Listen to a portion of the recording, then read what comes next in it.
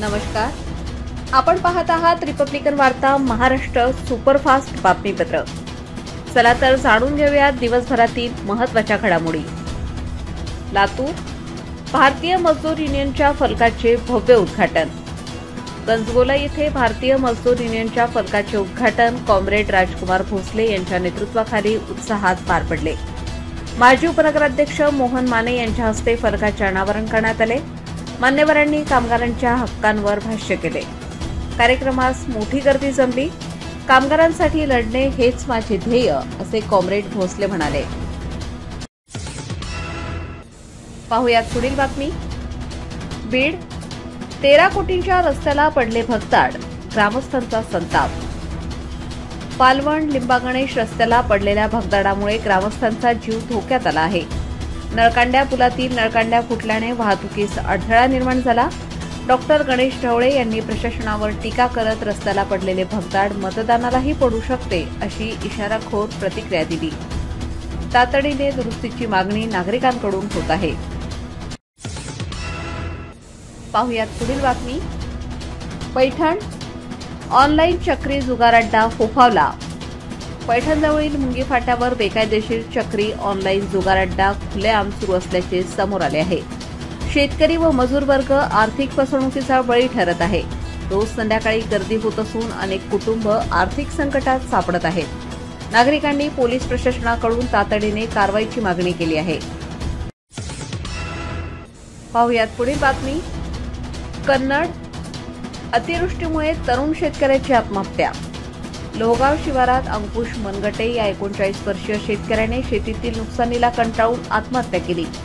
अतिवृष्टीमुळे झालेले नुकसान आणि कर्जबाजारीपणा कारणीभूत असल्याचे समोर आले. घटनेची माहिती मिळताच पोलिसांनी पंचनामा करून मृतदेह शवविच्छेदनासाठी पाठवला. परिसरात हळहळ व्यक्त केली जात आहे. पाहुयात पुढील बातमी. पूर्णा मोकाट गाढवांचा आणि कुत्र्यांचा त्रास, नागरिक त्रस्त. पूर्णा शहरात मोकाट कुत्रे आणि गाढवे यांचा त्रास वाढला आहे. नागरिक, शाळकरी मुले आणि वृद्धांना यामुळे इजा होत आहे. नगरपालिका प्रशासन निष्क्रिय असल्याचा आरोप नागरिकांकडून होत आहे. संबंधित कॉन्ट्रॅक्टदार केवळ कागदोपत्री काम करतो अशी ही चर्चा. नागरिकांनी तातडीने कारवाईची मागणी केली आहे. पाहुयात पुढील बातमी. पुसद विकास मंच निवडणुकीच्या रिंगणात उतरला.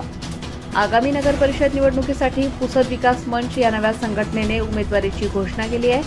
अॅडव्होकेट अनिल ठाकूर यांनी पत्रकार परिषदेमध्ये ही माहिती दिली.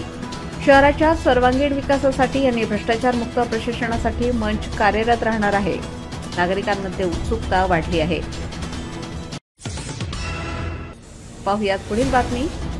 पूर्णा वंचित बहुजन आघाडीची आढावा बैठक पार पडली. पूर्णा येथे वंचित बहुजन आघाडीच्या वतीने जिल्हा पातळीवरील बैठक संपन्न झाली. इच्छुक उमेदवारांच्या मुलाखती घेण्यात आल्या. जिल्हाध्यक्ष मनोहर वावळे आणि अनेक पदाधिकारी उपस्थित होते. संघटन बळकटीसाठी बैठकीत रणनीती आखण्यात आली. कार्यकर्त्यांमध्ये उत्साहाचे वातावरण होते. पाहुयात पुढील बातमी. शिर्डी मंत्री महोदयांनी घेतले श्री साईबाबा समाधीचे दर्शन. नामदार डॉक्टर उदय सामंत आणि नामदार राधाकृष्ण विखे पाटील यांनी शिर्डी येथे श्री साईबाबा समाधीचे दर्शन घेतले. दर्शनावेळी आमदार अमोल खताळ उपस्थित होते. साईबाबा संस्थांच्या वतीने मंत्री महोदयांचा सत्कार करण्यात आला. भाविकांची मोठी गर्दी असून दर्शन भक्तिभावात पार पडले. पाहुयात पुढील बातमी. नाशिक राजीवनगर रस्त्यावर खड्डा, अपघाताचा धोका वाढला. राजीवनगर परिसरात रस्त्याच्या मधोमध पडलेल्या खड्ड्यामुळे नागरिक त्रस्त आहेत. रात्रीच्या वेळी अपघात होण्याची शक्यता वाढली असून एक व्यक्ती जखमी झाल्याचे समोर आले आहे. महानगरपालिकेच्या बांधकाम विभागाचे दुर्लक्ष होत असल्याची चर्चा नागरिकांनी आंदोलनाचा इशारा दिला आहे. पाहुयात पुढील बातमी. भगूर दुबार मतदारांची नावे वगळण्याची सर्वपक्षीय मागणी. भगूर नगरपालिकेच्या मतदान यादीत दुबार, बाहेरील आणि मृत मतदारांची नावे असल्याचा आरोप सर्वपक्षीय नेत्यांनी केला. शिवसेना, भाजप, राष्ट्रवादी, मनसे यांनी एकत्र येऊन निषेध नोंदवला. डोर टू डोर सर्व्हे न करता निवडणूक आयोगाने घाईघाईत यादी जाहीर केली असा आरोप. योग्य कारवाई न झाल्यास बहिष्काराचा इशारा देण्यात आला आहे. तर या होत्या आजच्या काही ठळक घडामोडी. पुन्हा भेटूयात रिपब्लिकन वार्ता सुपरफास्ट बातम्यांमध्ये. तोपर्यंत पाहत रहा रिपब्लिकन वार्ता महाराष्ट्र.